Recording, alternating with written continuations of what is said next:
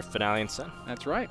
And the winner of Finale and Sin. Unless the Muslim shows up too. There's a 3-way tie for first, by the way, in Division number 5. That's craziness. Absolute madness. Game 2's on Daybreak. We're rocking and rolling, Dan. Talk us through our spawn positions, our players, and what we can expect to see from these two superstars. In the top right, we have from Team Liquid, the most successful Liquid player in 2012. And I guess based off of history, the most successful Liquid player in StarCraft 2 history. It is Taeja, winner of DreamHack, winner of Assembly, winner of MLG Arenas. This guy has been winning everywhere. Some people are saying that he's cooling down, but I think Taeja, people are just trying to figure it out, and that now Taeja's in the middle of transitioning to be playing a little bit differently nowadays. And I think he's just going to climb back on the horse. He's looking great in NASL. In the bottom left, we have from Team Dignitas, it is Bischu. Jesper did an awesome interview with MrBitter, which you guys might end up seeing here or there, depending on if we're able to get things out. I think it might be available to our subscribers. If it's not now, it will be eventually. Did a long interview with Bischu, talked to him about his life and about his career as a pro gamer. It was really cool, man. Bischu used to be a hockey player. He's a tough guy. Did he lose any teeth? Because I know like one of the biggest problems with like hockey players that because of like how much contact you make. I asked him that question. You can find the answer in the interview, and I say that because I don't remember the answer. I love hockey, man. It was through hockey that we got one of the best quotes of all time. It's only a game. Why? It's hockey. It's hockey. Why you have to be mad?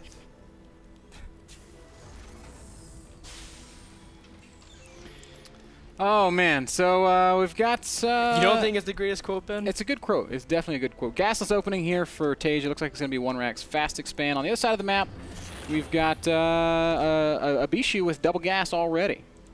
Yeah, Bischu does like double gas, even if he's going for a fast Nexus. It keeps his options open. This was first made possible by Sasa, or Sase, depends on who you ask, I guess.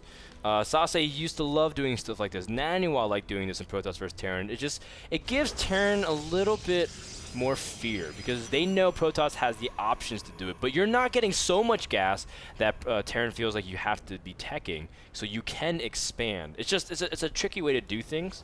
And I like it. I like it a lot. Especially with 2 Zealots. Wow, he is saving his gas.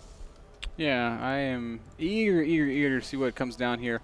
Taeja is still not gassing. He is really taking his time with this, cranking out a lot of SCVs. Probably going to see double refinery going down pretty soon here, as he will want to be rounding out his tech, establishing that mid-game, which is so important. Yeah, on Daybreak, mid-game is probably the most important thing. By the way, nice micro once again so cool. from Taeja. It was basically playing keep away with themselves. Reminds me of being on the playground as a child.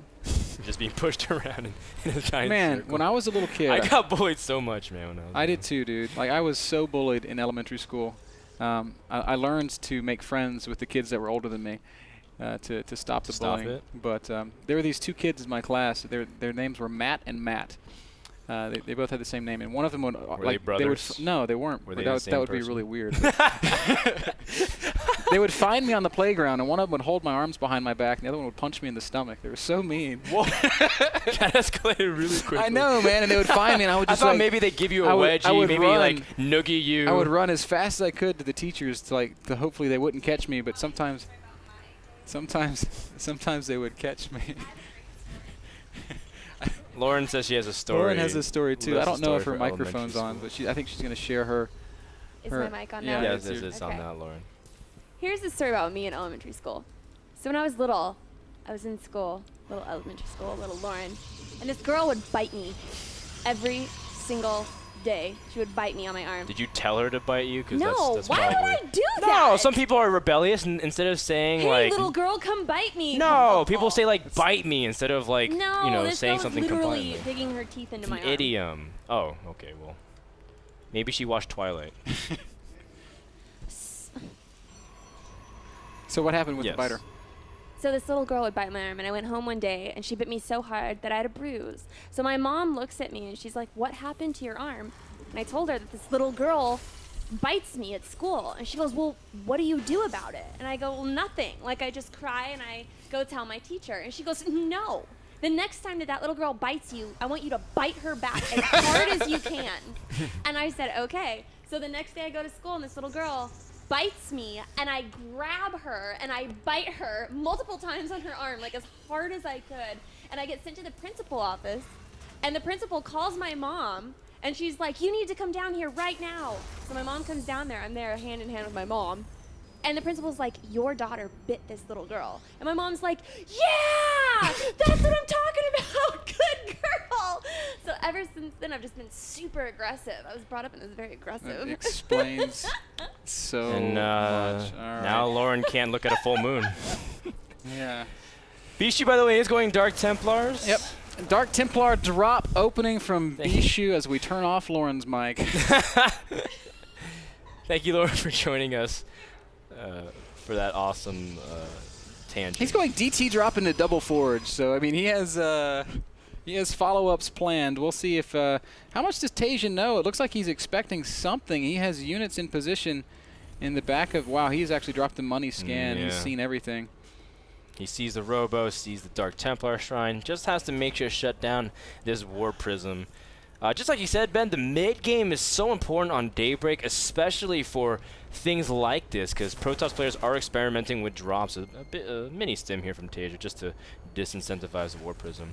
But when Protoss is extremely vulnerable, Terran likes to drop and just basically pick off tech buildings. It's really important that Bicshu has a strong army in case he needs to confront. That's why he wants to go for Colossus.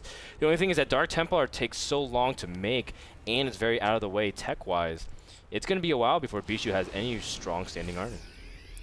Yeah, man, the one thing that, like, going DT is such an investment, man, and I always kind of question when a player wants to go for Dark Templar because, yes, sometimes you're going to find openings, sometimes you're going to do a lot of damage, but every time that you go DT, you're going to find yourself dealing with a big, whoa, nice micro by Bischu, but the War Prism gets shut down, so it doesn't even matter.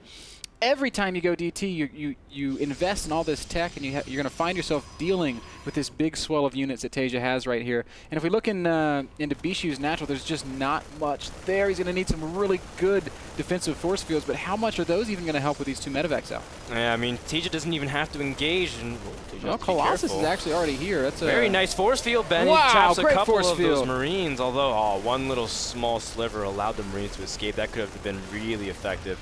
And also, Taeja destroys the rocks. That's just going to reduce the ability for Bischu to protect the ram. Taeja's pushing in very aggressively. He's going to do this with one Viking, really. He's up about 14 supply. There's a DT there. He dies very, very quickly. Nice micro here. Look at Taeja's these splitting up splits. every single unit. Is not does not want to let this game go on much longer. Stimming forward, kills the Colossus, and Taeja showing off here against Bischu, shutting down the DT play. The Robo drops before the Immortal comes out, and Taeja, the counter to everything, is Marine and one Viking. This is Bischu can't really do anything. He's there is no answer. Taeja's got this on lockdown. He's got one Archon. He's got one Archon and 51 probes. Let's do this, Leroy!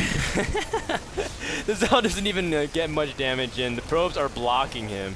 In fact, the Viking even landing because he realized he has nothing to shoot, man. Yeah, the Viking dies. Archon goes down as well. Viking GG. sent off to the halls of Valhalla. GG gets called. Bischu goes down 0-2, and Taeja clinches the group. Is that correct? Can Vibe catch him? No, because Taeja won 2-0. And Taeja did beat Vibe, and Vibe has that makes Taeja 6-2 plus 9. If Vibe wins, he'll be 6-2 plus 8 with a 2-0, or plus 7 with a 2-1. It's like when he goes Colossus, it's just when you have Marines, it's just the most fragile thing, and you're afraid of force fields. But Taeja just it's really insane because even in the past series that he played against Thorzane last week, Ben, he made almost the same exact sick call. Where like, how do you attack into this and be safe? Thorzane had like 3 tanks, and Taeja just stims and kills him anyways. Yeah. It was awesome. Really, really super cool. Guys, our next match, is going to be Vibe versus Huangson. So Vibe is fighting for second place in the group. If he goes 2-0, he will clinch second place. If he goes 2-1, he's tied